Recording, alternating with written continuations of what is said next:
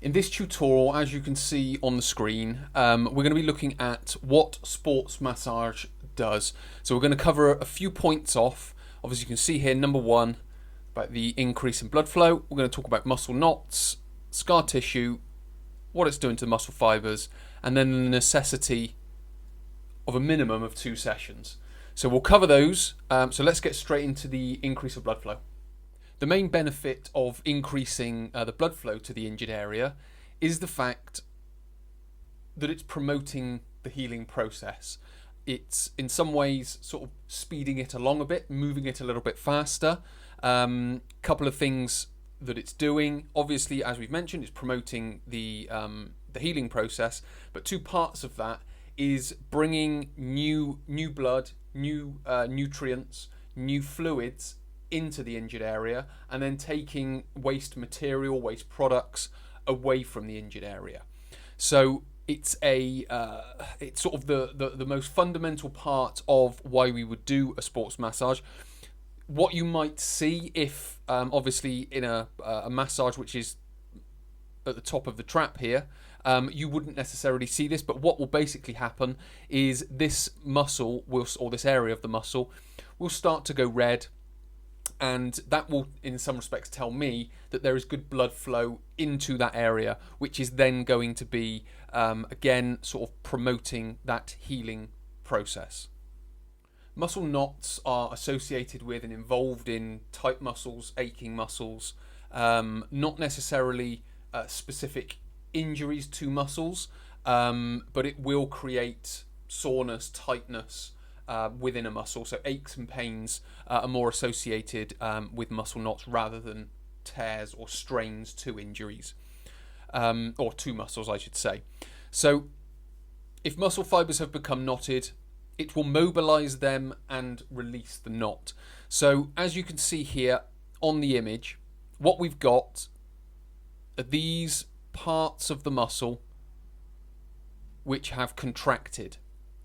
Now, all that's happening here, you can see in between them there are healthy fibres. So healthy fibres will essentially go in nice straight lines.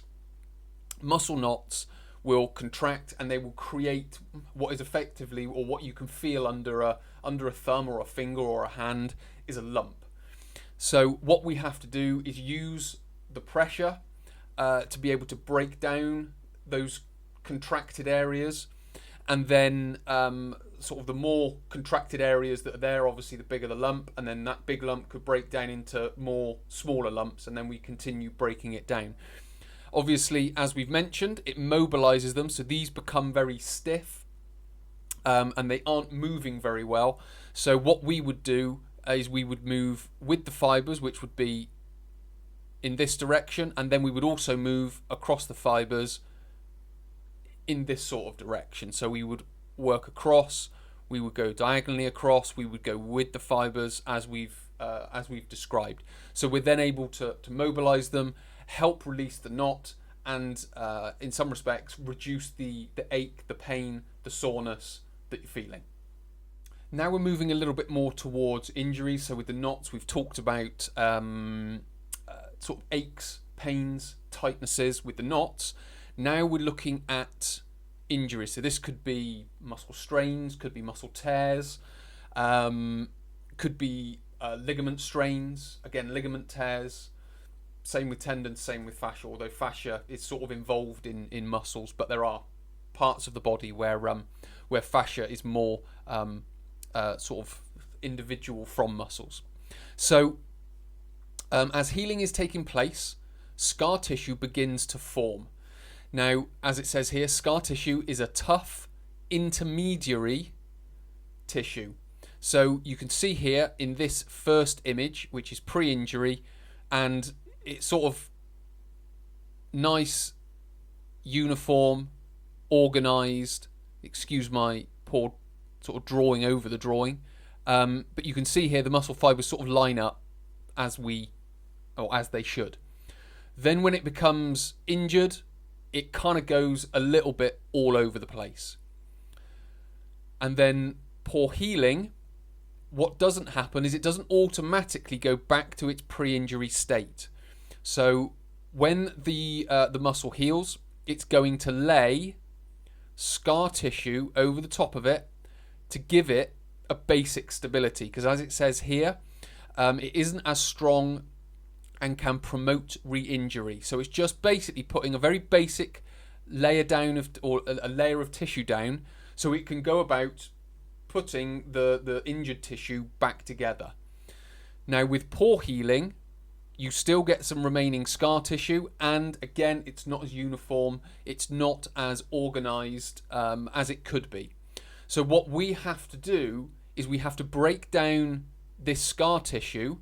So as it's sort of forming, but also once the healing has taken place, we need to break down this tissue and start promoting the muscle to be back nice and uniform, regular, and even muscle fibres. Because if we don't, as it says here, it isn't as strong and it can promote re-injury, because you get all these remnants of the scar tissue left over. And if we can get the injury early enough, we can break down more of it and we can create more of this pre-injury state.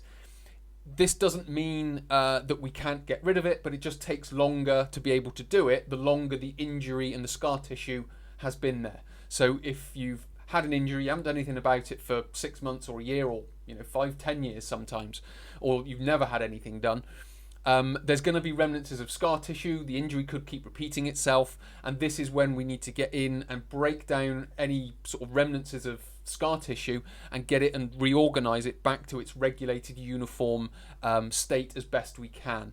So that is another thing that we are trying to do, along with the muscle knots and increasing of the blood flow. This part's quite similar to what we've just talked about with regards to the scar tissue.